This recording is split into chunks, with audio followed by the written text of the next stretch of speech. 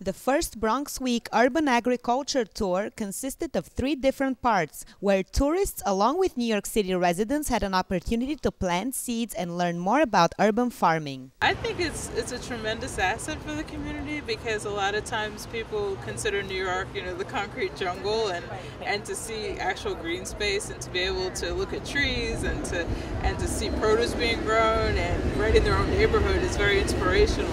I actually saw online that there was this tour, and I thought farming would be fun.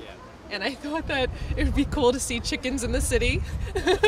What's known as, this tough urban center is really an area that is blossoming. We're farming, we're harvesting fresh fruit and vegetables, we're creating programming where the fresh fruits and vegetables that are grown on these farms are ending up in the cafeterias of our public schools. The famous Bronx Culture trolley departed from Manhattan, and the driver, Fernando Garcia, escorted the group around.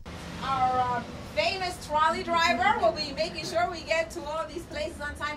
Our first stop was La Finca del Sur, an organic garden in the middle of one of the busiest interstates in the Bronx. This place is run as a farm, so most of the plants are edible, and we try to grow specific things that people in this community would want to eat and buy. I think it's really important. I work actually in Brooklyn. I'm a teacher, so I know that there's not a lot of space where the kids can, be outside and they can do things with nature. Our second stop was at the Garden of Happiness, an urban farm developed more than 30 years ago. There are community gardens all over the city, and they're fabulous gardens.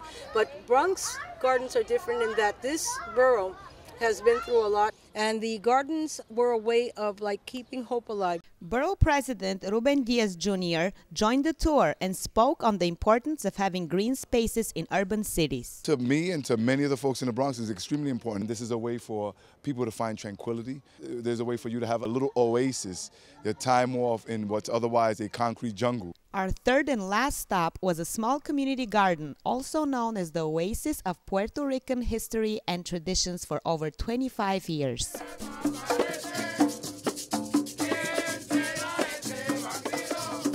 Here we are in another part of the Bronx, the South Bronx, Rincon Criollo, at 157 and Brook Avenue. And this is the most famous casita here behind us. That's and it. They're playing some nice music for us. And so far, we've seen plants, chickens, and people are enjoying themselves. And for more information on the upcoming events of Bronx Week, visit ilovethebronx.com.